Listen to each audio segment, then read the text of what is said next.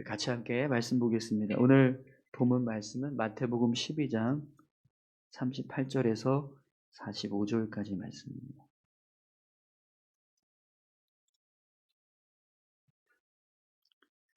마태복음 12장 38절부터 45절까지 같이 함께 봉독하겠습니다. 그때에 서기관과 바리새인 중 몇 사람이 말하되 선생님이여 우리에게 표적 보여주시기를 원하나이다. 예수께서 대답하여 이르시되 악하고 음란한 세대가 표적을 구하나 선지자 요나의 표적밖에는 보일 표적이 없느니라. 요나가 밤낮 사흘 동안 큰 물고기 뱃속에 있었던 것 같이 인자도 밤낮 사흘 동안 땅속에 있으리라. 심판 때에 니느웨 사람들이 일어나 이 세대 사람을 정죄하리니 이는 그들이 요나의 전도를 듣고 회개하였음이거니와 요나보다 더 큰 이가 여기 있으며 심판 때에 남방 여왕이 일어나 이 세대 사람을 정죄하리니 이는 그가 솔로몬의 지혜로운 말을 들으려고 땅 끝에서 왔으니거니와 솔로몬보다 더 큰 이가 여기 있느니라. 더러운 귀신이 사람에게서 나갔을 때에 물 없는 곳으로 다니며 쉬기를 구하되 쉴 곳을 얻지 못하고 이에 이르되 내가 나온 내 집으로 돌아가리라 하고 와 보니 그 집이 비고 청소되고 수리되었거늘 이에 가서 저보다 더 악한 귀신 7을 데리고 들어가서 거하니 그 사람의 나중 형편이 전보다 더욱 심하게 되느니라. 이 악한 세대가 또한 이렇게 되리라. 아멘. 한 번 더 기도하겠습니다. 하나님, 오늘도 귀한 말씀을 함께 나눕니다. 말씀을 듣고 또 깨닫게 하시고 또 이 말씀 붙잡고 믿음으로 살아가는 저희들 되게 도와주시옵소서. 전하는 자의 입술을 주장하여 주시고 온전히 주의 말씀만 증거될 수 있도록 인도해 주옵소서. 감사드리며 예수님의 이름으로 기도드립니다. 아멘. 네, 오늘 마태복음 12장 38절에서 45절까지 말씀인데요. 표적을 구하는 악한 세대라는 제목으로 같이 함께 말씀 나누겠습니다. 오늘 본문 말씀을 보면 어떤 서기관과 바리새인들이 예수님께 표적을 보여달라고 요청하는 모습을 보게 됩니다. 그런데 예수님께서 이들을 향해서 책망하시는 말씀을 하세요. 왜 서기관과 바리새인들이 예수님께 표적을 보여달라고 요청을 하는데 예수님은 그들을 향해서 책망하실까요? 사실 이렇게 표적을 보여달라고 하는 것은 예수님을 더 잘 믿을 수 있게 해달라는 어떤 그런 이제 요구가 될 수 있거든요. 그런데 예수님께서 이들을 책망하십니다. 자신을 더 확실하게 믿을 수 있도록 어떤 표적을 보여주시면 우리가 그러면 예수님을 더 잘 믿겠다 이런 의도일 수 있는데 그들을 향해서 예수님은 책망하고 계세요. 그럼 왜 이들을 예수님이 책망하실까요? 사실 이 서기관과 바리새인들은 지금 예수님을 믿기 위해서 더 이렇게 신뢰하기 위해서 그래서 표적을 구하는 것이 아니라 그들의 마음속에 당신이 그리스도라면 네가 그리스도라면 한번 증명해봐라. 우리한테 한번 보여봐라. 지금 이런 의도를 가지고 예수님을 향해서 표적을 보여달라고 이야기하는 겁니다. 그들의 마음속에는요 순수하게 예수님이 그리스도라는 사실을 더 확실하게 믿기 위해서 표적을 구하는 것이 아니라 예수님이 그리스도라는 사실을 우리에게 증명해 보이라고 그렇게 지금 이야기하고 있었던 거죠. 그래서 오늘 본문 말씀을 보면 예수님께서 그들에게 이렇게 말씀을 하세요. 39절 말씀 한번 보겠습니다. 예수께서 대답하여 이르시되 악하고 음란한 세대가 표적을 구하나 선지자 요나의 표적밖에는 보일 표적이 없느니라. 예수님께서 이들을 향해서 악하고 음란한 세대가 표적을 구한다 이렇게 말씀하십니다.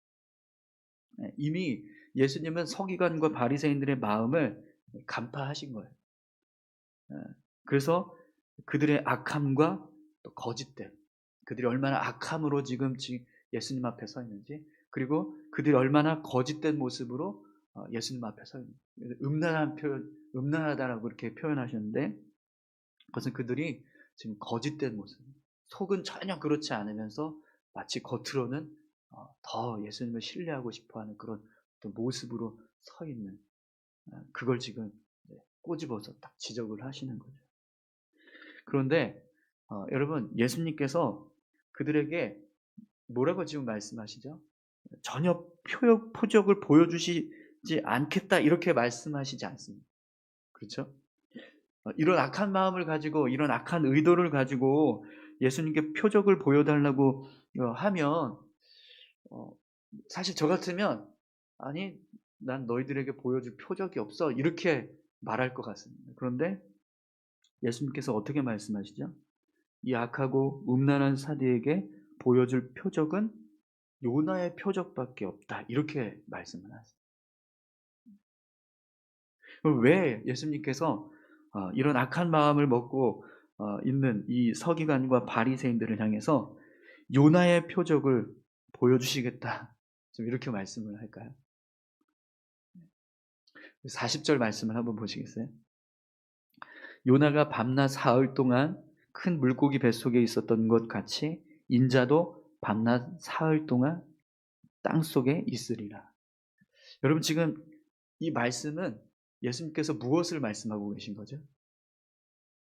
요나의 이야기를 하는 것 같지만 사실은 예수님께서 십자가에 달려 죽으신 후에 장사되었다가 3일 만에 다시 부활하실 것에 대한 말씀을 지금 하고 있는 거예요.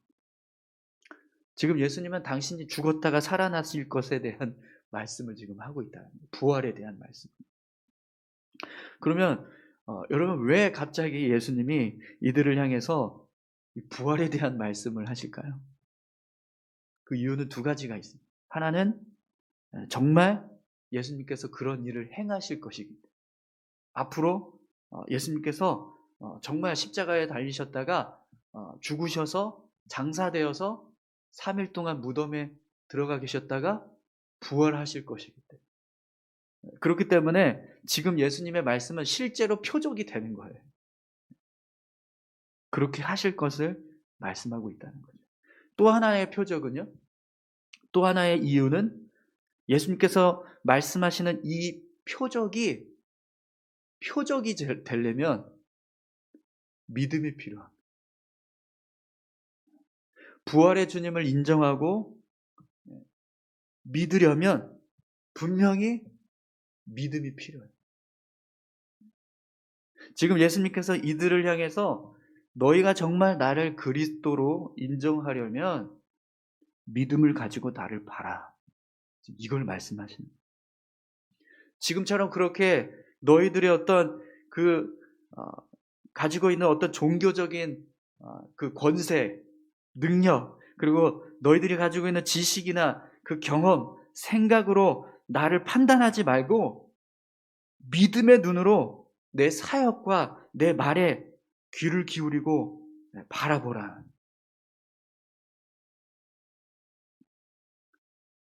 사랑하는 성도 여러분, 오늘 우리의 신앙이요, 더 견고해지고 더 성숙해져 가기 위해서는요, 반드시 믿음이 필요합니다.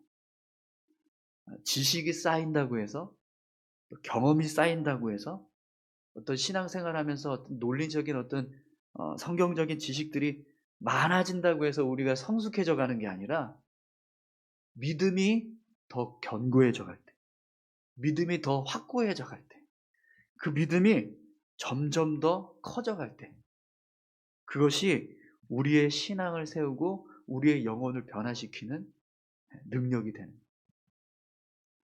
근데 서기관과 바리새인들은요, 지식을 엄청 많이 쌓였어요. 서기관들은 성경을 정말 철저하게 하나하나 한 글자씩 기록하는 사람입니다.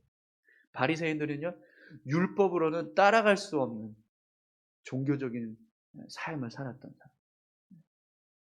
근데 그들의 마음속에 있는 믿음은 정말 쥐꼬리만큼도 안 돼요. 그래서 예수님이 그 모습을 보시면서 지금 책망하세요. 오늘 저와 여러분들의 믿음이 더 커질 수 있기를 소망합니다. 우리의 믿음이 더 확고해져 갈 수 있기를 소망합니다. 아니, 오늘 우리가 정말 믿음으로 세워져 갈 수 있기를 간절히 소망합니다.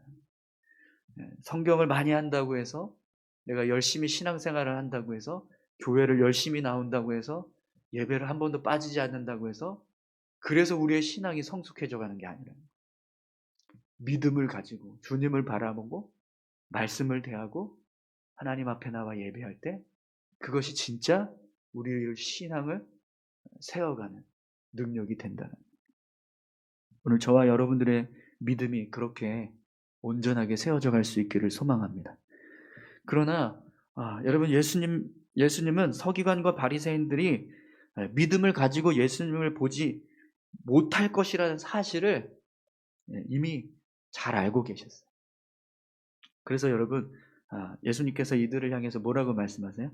42절, 41절, 42절입니다. 심판 때에 니느웨 사람들이 일어나 이 세대의 사람들을 정죄하니 이는 그들이 요나의 전도를 듣고 회개하였음이거니와 요나보다 더 큰 이가 여기 있으며 심판 때에 남방 여인이 일어나 이 세대 사람을 정죄하리니 이는 그가 솔로몬의 지혜로운 말을 들으려고 땅 끝에서 왔음이거니와 솔로몬보다 더 큰 이가 여기 있느니라. 두 가지 이야기를 하고 있는데 사실은 똑같은데요. 심판 때에 니느웨 사람들이 일어나서 이 세대 사람들을 정죄하리니 지금 이렇게 말씀하시는데요.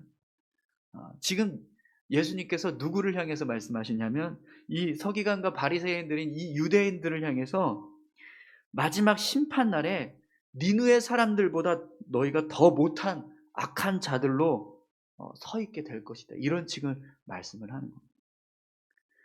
왜 그렇습니까? 요나의 전도에 모든 니느웨 사람들이 회개하고 돌아섰어요. 그런데 여러분, 요나의 전도가 어떤 전도였죠? 니느웨를 3일 동안 돌아다니면서 이렇게 회개하라고 해야 하는 그런 일을 해야 되는데 하루만 돌았어요. 그죠? 네. 대충 그냥 하기 싫은 거 억지로 하면서 전도했는데, 근데 니느웨 사람들은 그 전도를 듣고도, 그런 회개의 외침을 듣고도 모든 니느웨 사람들이 회개하고 하나님 앞으로 돌아서는 일을 했었단 말이에요. 그런데 지금 예수님 뭐라고 말씀하세요? 요나보다 더 큰 이가 여기 있는데 왜 믿지 못하느냐. 그래서 니느웨 사람들이 나중에 심판 때에 너희들을 정죄할 거야. 이렇게 믿음 없는 자들아, 이렇게 말씀하는 거예요. 남방 여인이 너희를 정죄하리라, 이 말씀도 똑같은 말씀이에요. 솔로몬의 지혜를 얻기 위해서, 배우기 위해서 에디오피아에서 스바 여왕이 찾아왔던 그 모습을 지금 이야기하는 겁니다. 솔로몬보다 지혜로운 분이 지금 너희 앞에 말씀을 전하고 있는데 왜 못 믿느냐, 이렇게 지금 말씀하고 계신 거예요. 그래서 나중에 심판 때에 이 남방 여인이 너희를 정죄할 거라고, 이 믿음 없는 자들아, 이렇게 지금 말씀하시는 거예요. 사랑하는 성도 여러분, 하나님의 말씀을 듣고 또 믿음을 가져야 할 상황에서 여전히 믿음 없이 삶을 살아간다면 그 모습을 하나님은 책망하십니다. 주님의 말씀을 듣고 변화되어야 함에도 불구하고 변화되지 않는다면 결국 그것을 하나님 책망하신다. 성경을 보면 예수님께서 진짜 화를 내셨던 모습들을 보게 돼요. 그리고 책망하시는 모습들을 보게 되는데, 예수님께서 항상 책망하시거나 화를 내셨던 포인트는요, 믿음이 없는 것 때문에. 이 믿음 없는 자들아, 항상 예수님께서 혼을 내시거나 책망하실 때 이 말씀을 하세요. 이 믿음 없는 자. 왜 두려워하느냐? 왜 무서워하느냐? 이 믿음 없는 자들아. 제자들을 향해서도 그렇게 말씀하시고, 바리새인들과 서기관과 대제사장들을 향해서도 똑같이 말씀하시고, 이 독사의 자식들아, 지난주에도 우리 말씀하지 않았지만 믿음 없는 것에 대해서 예수님 책망하신다는 거예요. 오늘 저와 여러분들이 하나님의 말씀을 들을 때 내 삶을 돌아보고 믿음을 세워가는 변화된 삶을 살아갈 수 있는 그런 귀한 믿음의 모습들이 되시기를 소망합니다. 오늘 예수님께서 서기관과 바리새인들을 향해서 한 가지 더 책망하시는 모습을 보게 됩니다. 43절에서 45절 말씀입니다. 더러운 귀신이 사람에게서 나갔을 때 물 없는 곳으로 다니며 쉬기를 구하되 쉴 곳을 얻지 못하고 이에 이르되 내가 나온 내 집으로 돌아가리라 하고 와 보니 그 집이 비고 청소되고 수리되었거늘 이에 가서 저보다 더 악한 귀신 7을 데리고 들어가서 거하니 그 사람의 나중 형편이 전보다 더욱 심하게 되느니라. 이 악한 세대가 또한 이렇게 되리라. 아멘. 예수님께서 지금 말씀하시는 이 모습은요, 서기관과 바리새인들이 얼마나 지금 악한 모습인가를 지적하는 겁니다. 여러분, 이스라엘 백성들이 하나님 앞에 징계를 받아서 어떤 일들을 당했죠? 어떤 일들을 겪었죠? 나라가 망하고 민족이 다 흩어지는 그런 어려움을 겪었어요. 그런데 하나님께서 그런 어려움들을 다시 회복시키셔서 나라도 다시 세워주시고 또 흩어졌던 민족들을 다시 이스라엘 땅으로 돌아오게 하시는 그런 일들을 행하셨죠. 그런데 이 돌아와서 나라를 유지하면서 살아가는 이 이스라엘 민족들, 유대 백성들이 지금 어떻게 변화됐죠? 그리스도가 와서 말씀을 전하고 있는데도 못 알아봅니다. 하나님의 아들이 와서 그들을 향해서 복음을 전하고 있는데도 깨닫지 못하는 상황입니다. 그러니까 그 모습이 예수님이 볼 때는 어떻게 보여지냐면 귀신이 들어서 무너지는 집에 귀신을 쫓아내고 그 집을 정화시켜 놓으시는 거예요. 깨끗하게. 그래서 이제는 괜찮아졌는데 근데 나중에 가서 보니까 이 귀신이 나갔던 귀신이 여기 괜찮아졌네? 내가 다시 들어가야겠다. 근데 그냥 들어가는 게 아니라 7 귀신을 끌고 들어가는 거예요. 그러니까 지금 이 집은 정말 완전히 악한 집으로 무너질 수밖에 없는 그런 악한 집으로 변해져 있는 모습이라는 거예요. 지금 바로 이 유대 당시 예수님께서 활동하던 당시의 유대 백성들의 모습이 그런 모습이라는 거예요.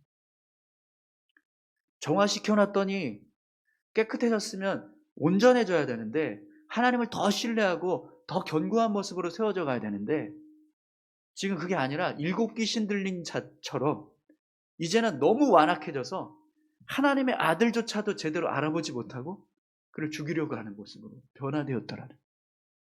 그러니 얼마나 이게 안타까운 모습입니다. 예수님 보실 때는요, 이거 정말 말도 안 되는 상황이 벌어지고 있다는.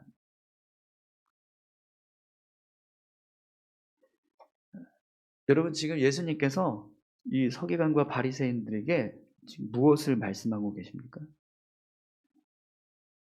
왜 이렇게 믿음이 없냐? 왜 이렇게 제대로 그 믿음을 세워가지 못하고 있냐? 하나님이 은혜를 주셔서 기회를 주셨으면 그 기회를 잘 세워서 끝까지 그 믿음을 제대로 세워갔어야 되는데 왜 또다시 이렇게 악한 모습으로 변화되었느냐?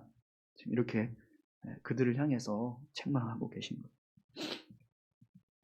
여러분, 오늘 저와 여러분들이 예수님 만나기 전에 모습이 어떠했는지를 한번 기억해 보십시오. 정말 다 사실 저도 그렇지만 예수님 앞에 심판받고 책망받을 수밖에 없는, 죽을 수밖에 없는 죄인들이었잖아요. 그죠? 그런데 예수님께서 우리를 구원하여 주셨습니다. 그러면 우리의 삶이 어떻게 변화되어야 할까요? 예전의 모습을 다 청산하고 정말 그 은혜를 생각하면서 계속해서 바뀌어가요. 변화된 삶을 살아가요. 하나님 보시기에 합당한 모습으로 세워져 가야 됩니다. 그런데 그 은혜는 기억하지 않고 어떻게 변화되고 있다는 거예요. 서기관과 바리새인들은 일곱 귀신 들린 자처럼 더 악해져 가지고 이제는 아예 하나님조차 제대로 알아보지 못할 정도로, 하나님의 아들을 인정하지 않을 정도로, 기적을 행하고 있는 예수님의 그 모습을 보면서도 깨닫지 못할 정도로 악해져 보였다. 오늘 저와 여러분들이 하나님께서 우리에게 행하신 은혜들을 잊지 않는 자 되기를 소망합니다. 오늘 우리가 정말 우리의 삶을 변화시켜 주신 그 크신 은혜, 그 은혜를 생각할 때 내가 이제는 정말 내 삶을 새롭게 세워가는, 하나님 앞에서 더 견고해 가는 믿음의 모습, 그런 귀한 모습들로 우리의 삶이 변화되어져 가야 할 줄로 믿습니다.